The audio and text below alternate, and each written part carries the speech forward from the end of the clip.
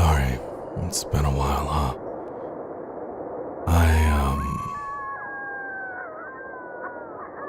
I kinda had to take a break for a bit. You could see the storm clouds on the horizon. You don't relish the thought of them being caught and wandering around the rocky seaside road on the rain. Fortunately, you had the lighthouse door open with a daunting staircase before you. Let's climb up. The top of an ornate wrought iron spiral. You're breathless and feeling the strain on your knees. Rain already batters the walls outside. You can only knock on a heavy wooden door leading to the upper level. Muffled voices and lights seep in beneath the door. Put your ear to the door. Looks like we've got a visitor. It sounds like a man's voice, deep and rough. Well, behave yourself. I'll open the door. Another man, this one with a higher, more sonorous voice. I always behave myself. He feigns indignation, but his voice betrays affection instead. Wait. After a moment, the door unlatches from the inside and opens.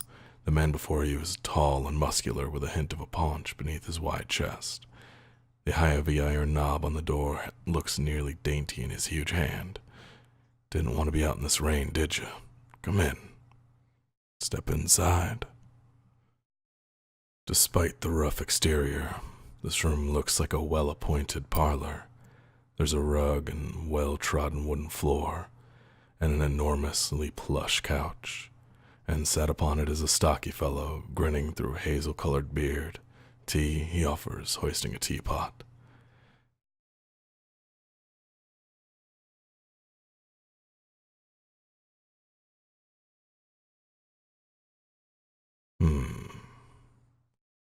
Been here long. Must be lonely up here. We manage. The tall one sits on the sofa, casually wrapping an arm around the other lighthouse keeper. The quiet suits us just fine. He needs his quiet time. He's a writer. The tall one grunts. I dabble. But you must have some good stories from the road. Well, I have some.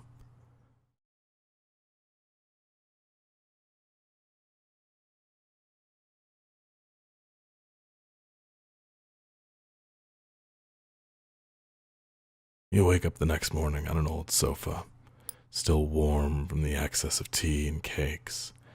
There might have been little cakes. Prodigious snoring rumbles in from the floor above you, and you quietly take your leave. All right, let's continue on. Sorry about missing, months of this, but I had a lot of things happen in life over the last, year. But we're back, and we're gonna hitchhike. So, yeah, I'm moved again, and not in Boston, but back on the West Coast, so that's feeling good. But let's not go in Boston yet. Let's check out what's over here. A dusty truck and an old man on a horseback pull up next to one another in front of the grocer. Suddenly, a driver and the rider, two wiry old men with identical haircuts, start shrieking at one another. What's going on?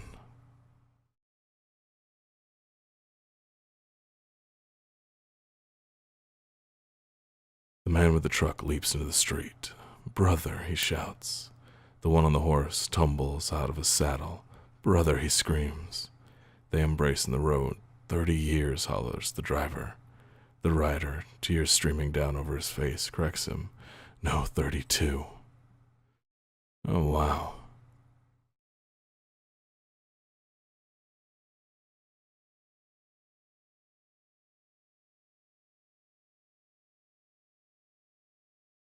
Everyone here is watching these two older men cry and hug one another in the middle of Main Street. Cars and wagons are backing up. People are yelling. Take a photo of us, the driver begs you. He starts hauling a tripod out of the bed of his truck. Let's get out of the road first, or say cheese. Say cheese. The long lost brothers pose in front of traffic, cry snot pouring out of their noses as angry passersby wave at you out of the road. Each brother presses a coin into your hand. When the traffic disperses, you realize that they overpaid you quite a shocking amount. Well, let's move on.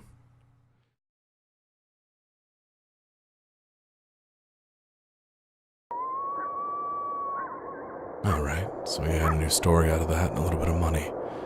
Not gonna complain. Let's go see what Boston's like. Red brick, green trees, blue sky. In this weather, Boston is beautiful. That is, until you make your way deeper into the city and get lost among the cramped, winding, shadow-haunted old streets.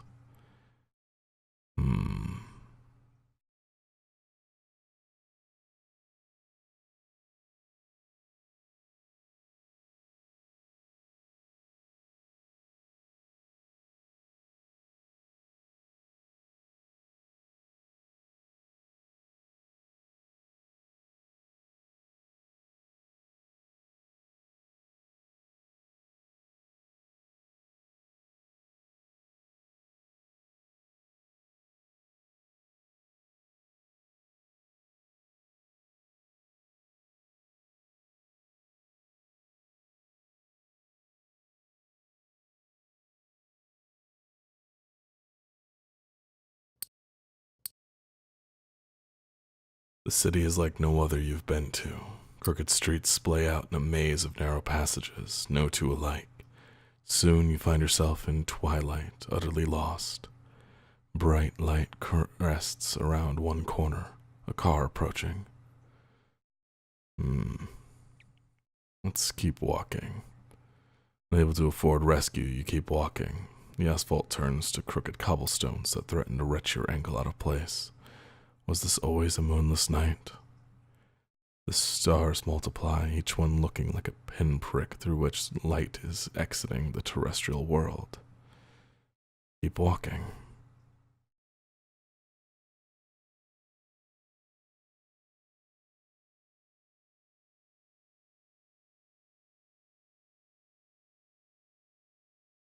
It's hard finding your way through in pitch darkness.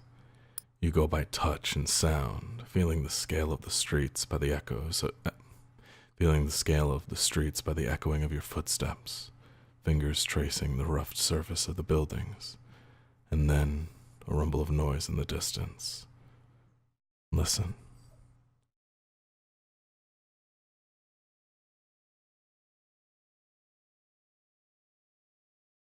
You quiet yourself, suddenly fearful.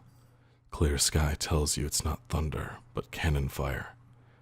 The city comes alive with fires and shouting. You find yourself trampled by a mob of men in thick brown coats, a phalanx of bayonets advancing up the street.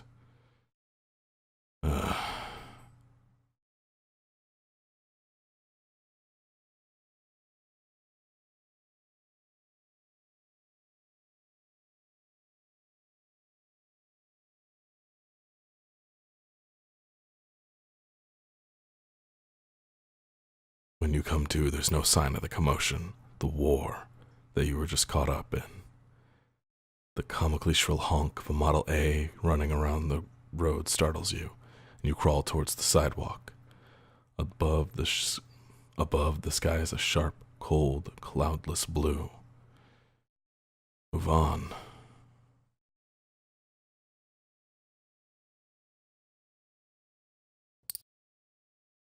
You wander the streets of the city looking for a way to make some cash. Let's panhandle a look for work.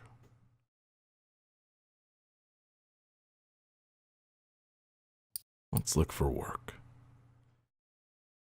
It starts to rain in the kind of torrential tree stripping way that only happens once or twice a year. Everyone scrambles for cover, but one guy stays out in the street, fellow with a bale of bent and lopsided umbrellas. 10 cents each, he hollers. What an opportunist. The rain has soaked through him, but he's doing a roaring trade. Hey, he tells you, go run around in the main shopping streets and pick up all the umbrellas you see, okay? People sometimes drop them when the wind blows them inside out. I'll pay. Are we in or are we gonna seek shelter?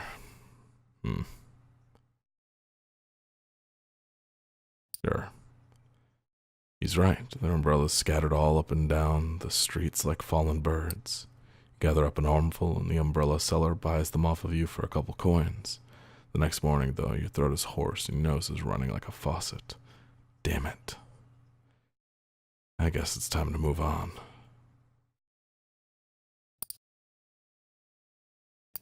Let's not go on the train. Let's just buy some food, I guess. Maybe. Yeah. Alright. Well, I think it's about time to get back on the road. So, let's head on out, and I will see you next time. Sleep well, everyone. Good night.